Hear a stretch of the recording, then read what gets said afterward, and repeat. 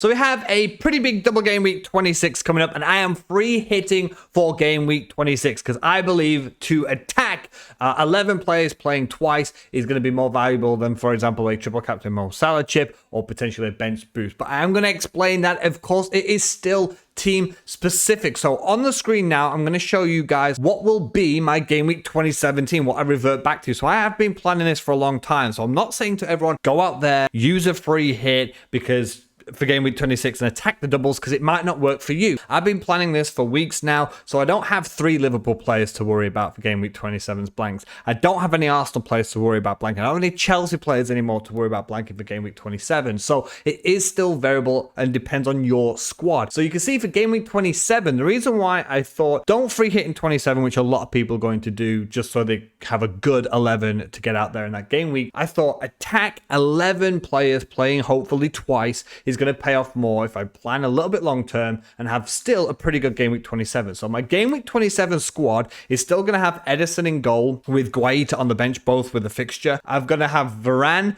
Unfortunately, he's the only Manchester United defender in the double game week who didn't get that clean sheet against Brighton because he felt ill just before the game, but hopefully he'll be back. He has Watford. Soufal's got Wolves. Wolves, I believe, have the second fewest shots on attempts in the box after Burnley. Cancelo's still in there and Reguilon's still in there as a back four. Bruno Fernandes has got Watford. Maddison now has a fixture against Burnley away. Coutinho's away at Brighton. Bowen's got Wolves at home. And Cornet would be my free transfer this game week, coming in for Everton's Gray, with up front Cristiano Ronaldo. And on my bench, I'll still have those Watford players, King and Dennis. The reason why I said I can free hit, I don't need to free hit in 27. I have only just one player blanking because I don't have triple Liverpool. I don't have any Arsenal. I don't have any Spurs. And I saw the double game week 26 and I wanted to attack. I've already used my triple captain chip on Antonio instead of Bowen, which it still worked out all right. He's still got a return, but a lot of people are going to be triple captain Mo Salah. I genuinely do not believe he's going to play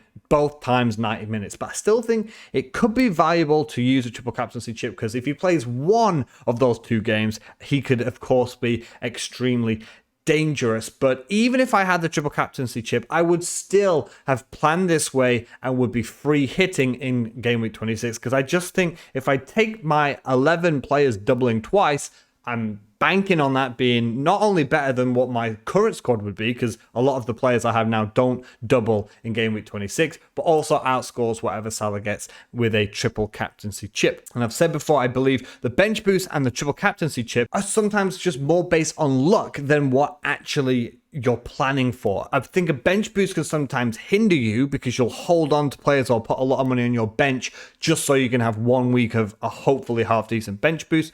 I'll now still wildcard in game week 28 and free hit in game week 30. And then I'll just spend a few weeks to just maybe potentially bench boost towards the end of the season when there's going to be a big double. I'm not going to hamstring my team and spend a lot of money on my bench just so I can bench boost because I don't think that's valuable. So how am I looking for the double game week? 11 players, all doubling with 1 player on the bench, Cody, who is also doubling. So I'll be very unhappy if I end up having to go to my bench. I'll go through the players and why I've specifically chosen them. So first of all, we'll start in goal with Ramsdale, and we can pair that with Gabriel. The 2 Arsenal defenders both have home fixtures, both looking all right defensively. I think for Arsenal as well, if you are free hitting, I think a triple up is good value for money. They've got 2 decent fixtures, especially defensively. And I'm not as worried about minutes because didn't have a game week last game week 25. They don't have game week 27. So they're not like a lot of other teams where they have this real rush. For example, Liverpool, who have, I think it's 6 games in 17 days. They don't have that. They've just got these 2 games now, but they've had a rest before and they'll get a rest after. So I think a double up with an Arsenal defense is good value for money and pretty decent fixtures as well. And I've also gone for the Liverpool double up at the back with Trent and Van Dijk. I had originally gone for Trent and Robertson. I think obviously if both play 90 minutes, I would prefer Robertson over Van Dijk. The money wise, I can go Gabriel Van Dijk or I could go Robertson and Tierney. Now, Robertson and Tierney, I think, is possibly more attacking, but Tierney could be rotated out for one of the games. He does have a bit of an injury problem, but also stat-wise, Gabriel is one of the most attacking defenders for expected goal involvements in the league, and he's smashing Tierney out of the park. So even attack stats-wise, Gabriel is up there, but I just think with the minutes, Trent might miss one game. He might. It's a big maybe with only really James Milner able to fill in there. But Robertson could easily miss one of the 2 double game week fixtures with Tsimikas as a more than competent deputy there as a left back slot. So when I looked at Robertson versus Van Dijk, true, Liverpool have a few centre backs that they could use, but I think centre-backs need less rest than attacking wing-backs. Centre-backs, especially with a team like Liverpool where they're not always under pressure, I think they can get through 90 minutes a lot easier than, for example, Trent and Robertson always going up and down the wings, which is obviously a lot more tiring. So I feel as though Van Dijk could play both games. I'm not confident at all that Robertson or even maybe Trent would play both of those games. But I am still going double Liverpool at the back because they are not just great attacking fixtures, but defensively, I would be hoping for clean sheets there. Going into my midfield, you can see Heung-min Son, big fan there. I know a lot of people have been put off Spurs because of the previous results, but they're still, as a team, they're underperforming how many goals they're currently getting, and they are still posting good numbers attacking. They're just not putting the ball away. So Son, and when I talk about Kane later on, they are actually doing pretty well. They're just not getting that end product. But again, this is a free hit. It's for one game week, and they have a double game week. Saka is my third Arsenal player there. I think he's their best attacking asset. Again, he's a fantastic price. 2 home fixtures. Don't really have to argue much about that. Cornet, double fixture. Brighton and Tottenham aren't exactly ideal, I do know that. But again, he's 5.9 million and he has been out of position and played as a striker. But if Weghorst, who I currently have in my side, is out, he's definitely going to be one of those striker positions. So you've got a midfielder in a double game week, very cheap, who could be playing as striker. Currently, the captaincy is on Mo Salah. Some people have been tempted to switch that to Trent. I would also potentially switch it to Trent.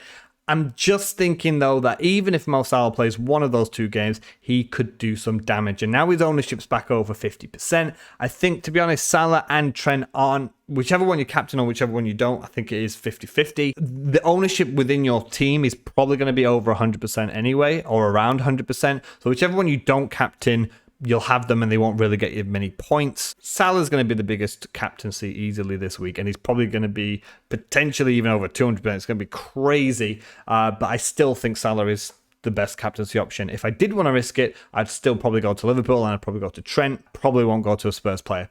You can see Zaha's in there because I had around 7 million and under for a midfielder if I wasn't going to go 4 at the back, because I originally had Reguilon in there, but Spurs defensively are leaking a few goals. Reguilon's had a couple of rests, a couple of rotations, and I want a player who I think is nailed for 2 games, and I think Zaha is that. It's a talisman for Crystal Palace. Yes, I understand Chelsea at home is not going to be an easy game, but he's a kind of player who can just do something amazing in one game and then do nothing for the next 10 games. He's a very patchy player, but he does have that ability to do something special at times.